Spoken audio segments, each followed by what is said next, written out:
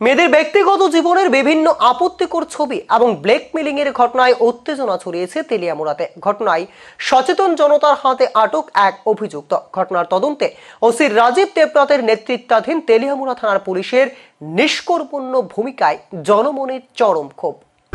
বিগত কিছুদিন যাবৎ তেলিয়ামুড়া এলাকা জুড়ে বেশ কিছু যুবতীর বা গৃহবধূর ব্যক্তিগত জীবনের আপত্তিকর ছবি বা ভিডিও সামাজিক মাধ্যমে ঘুরে বেড়াচ্ছে, ফলে তেলিয়ামুড়া থানা এলাকায় উদ্বেগ ছড়াচ্ছে। এখানে উল্লেখ করা প্রয়োজন, তেলিয়ামুড়া শহরের প্রাণকেন্দ্র ওমপি চৌমুহনীতে স্টুডিও সুপ্রিম নামের কম্পিউটারের দোকানটি অবস্থিত হওয়াতে ছাত্রছাত্রী থেকে শুরু করে আম জনতা অনেক মানুষই বিভিন্ন ছবি সহ নানান প্রকার কম্পিউটারের কাজের জন্য আসে এই দোকানে।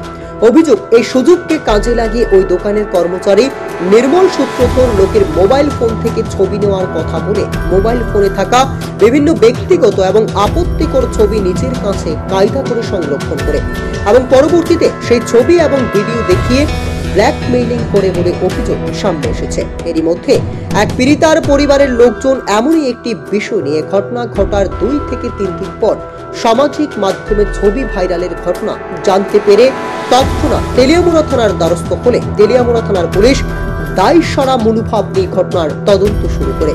থানায় অভিযোগ করার 4 থেকে 5 দিন গড়িয়ে গেলেও পুলিশ যখন জানতে পারে তদন্তে একেবারে ব্যর্থ প্রমাণিত হচ্ছিল।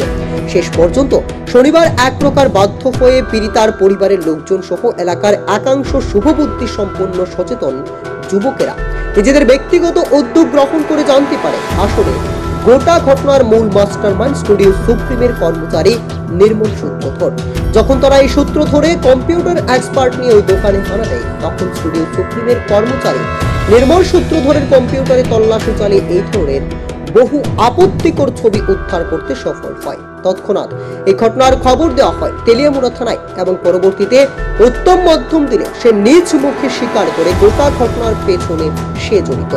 শেষ পর্যন্ত তেলিয়ামুড়া থানার পুলিশকে খবর দিলে নির্লজ্জের মতো তেলিয়ামুড়া থানার ব্যর্থ পুলিশ ঘটনাস্থল থেকে অভিযুক্ত নির্মল সূত্রধরকে তেলিয়ামুড়া থানায় নিয়ে আসে।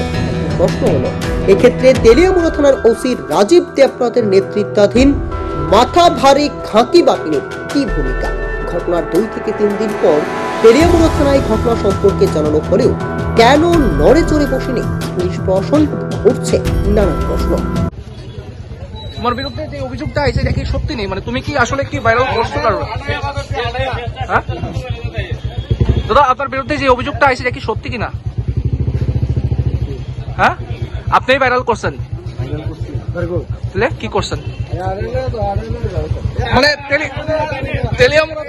তেলিয়ামুড়াতে এই যাবৎকালে যে ভাইরালের ঘটনা হইতেছে তা কি সব তুমিই করতেছো? হ্যাঁ, এখন পর্যন্ত মানে কয়জনের এরকম ভাইরাল করছো? হ্যাঁ, একজন।